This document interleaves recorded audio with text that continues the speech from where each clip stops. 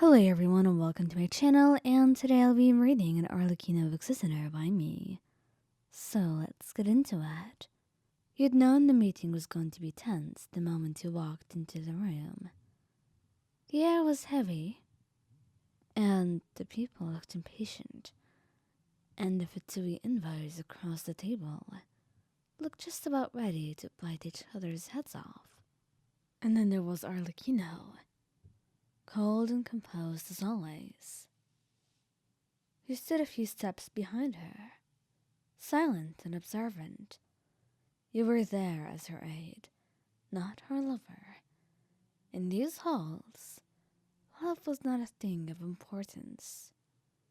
But even from behind, you could feel it.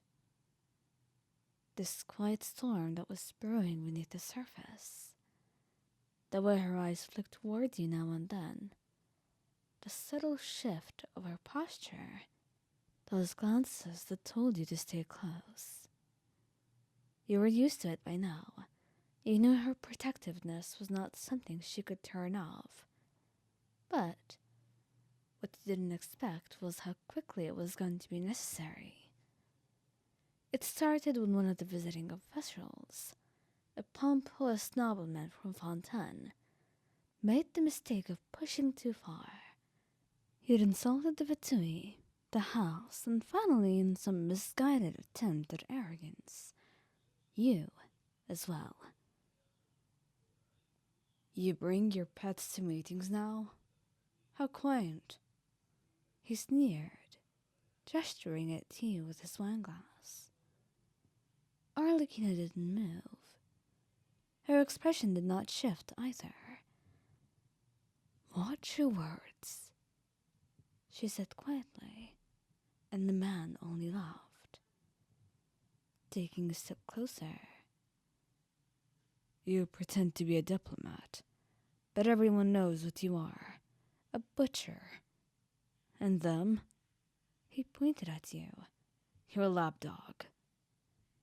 You stiffened. You'd dealt with worse insults before, and you were about to speak, but before you could open your mouth, his hand lashed out, and the slap came quick. A sharp sound that echoed throughout the room. You stumbled a step back, the sting flaring across your cheek. For a second, the entire room froze. And then Arlecchino moved. It wasn't a shout. It wasn't even a word. It was the sound of a chair scraping sharply against the floor, and then a sudden, suffocating drop in temperature. Although you were sure her powers were pyro, but maybe it was just the fear that everyone in the room felt. You'd seen her angry before. You'd seen her destroy people who crossed her. But this was different. She didn't look furious.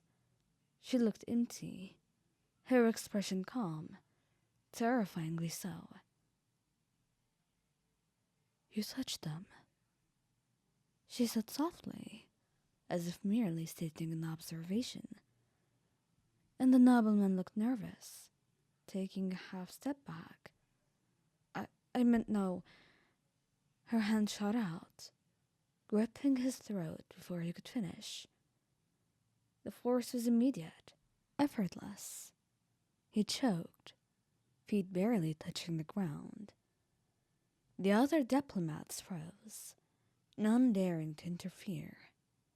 You'd seen that same look in the soldiers, the realization that they were no longer dealing with a person, but someone far more dangerous. Do you know what I do to those who touch what's mine? I make sure they never do it again. Arlecchino, that's enough. Her head tilted slightly towards you, but her grip was not loosening. Let him go, please. For a moment you weren't even sure if she heard you. Her eyes stayed locked on the man, who was turning red now, gasping for air. You moved closer, your voice lower. He's not worth it, Arlecchino. Come on, please. That finally made her pause. He wasn't worth it, no, and she'd made a fine example. But even then, she wanted to do more, although she didn't want to do it in front of you. Her jaw clenched, and after a long, tense heartbeat, she released him, and he collapsed to the floor, coughing violently, and the room stayed dead silent. Arlecchino didn't spare the man another glance. She simply turned to you, her composure slowly returning, though her eyes still burned with something fierce and dangerous. "We're leaving," she said quietly, and you nodded, before following her out. The walk back through the corridor was silent, and you could feel her anger simmering beneath the surface. When you reached her office, she finally spoke. "Come here." "What?" "Show me your face." You hesitated, then walked forward and turned slightly so she could see the faint red mark across your cheek.